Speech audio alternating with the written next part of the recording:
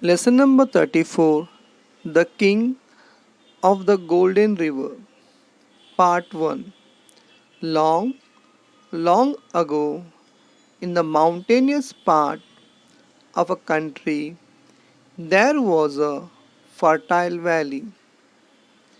There were many waterfalls leaping down the mountain tops, but not into the valley. They all ran down the other side of the mountain. One of the falls was very high and shone like gold in the beams of the evening sun. People called it the Golden River. Now, though there were no streams running down to the valley itself, the wind constantly brought the clouds to the valley. Even when the rest of the country was dry, it always rained in the valley. In the valley, the wind and the clouds made the crops green, the hay high, the apples red, the grapes purple, and the honey sweet. People called it the Treasure Valley. The Treasure Valley belonged to three brothers, Swartz, Ans, and Gluck. The two elder brothers were big, ugly, and wicked. They were good farmers, but they killed everything that was not profitable for them, even little things like blackbirds and hedgehogs and crickets. They did not treat their servants well and gave them only poor wages. They waited till the corn had become very expensive in the market and then sold it for twice its value. They were very rich, but they never ever gave even so much as a penny to the poor. People called them the Black Brothers. The youngest of the three brothers was only 12 years old. He was just the opposite of his brothers. He was kind to every living thing, though his own brothers were cruel to him and made him do all the cooking and the mending and the housework for them. One evening, the two brothers had gone out. As usual, they had warned Gluck to let nobody in and give nothing out.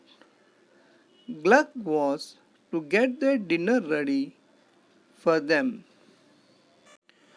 It was raining very hard outside, and the weather was very cold. Just then, there was a double knock on the door. Gluck went to the window and put his head out to see who it was. He saw the most extraordinary looking gentleman standing at the door. The strange visitor was very short, with a large nose, red cheeks, curly mustache, and merry twinkling eyes. He wore a conical cap as high as himself and a clock 4 times as long. I am wet, let me in, said the stranger. I beg pardon, sir, said Gluck. I am very sorry, but I really can't. My brothers would beat me to death if I did any such thing. But Gluck saw how hard it was raining and how cold it was, and how wet the gentleman looked. So he opened the door and let the stranger in. Gluck thought he would let the stranger get warm inside for some time and ask him to leave before his brothers came home. The stranger, however, had no plans of leaving. In fact, he told Gluck that he had nothing to eat for 2 days and was very hungry. It melted Gluck's heart to hear this, so he decided to give the stranger a part of his own dinner. Before the stranger had eaten it, however, the wicked brothers returned. They were shocked to see the little gentleman sitting in the house. At once, the brothers began to shout at Gluck. Swartz threw a rolling pin at Gluck. At that instant, the stranger put in his conical cap and the rolling pin went spinning to a corner of the room. The brothers turned to the visitor and ordered him to get out of the house. The little man asked them humbly to let him stay, as it was so cold and wet outside.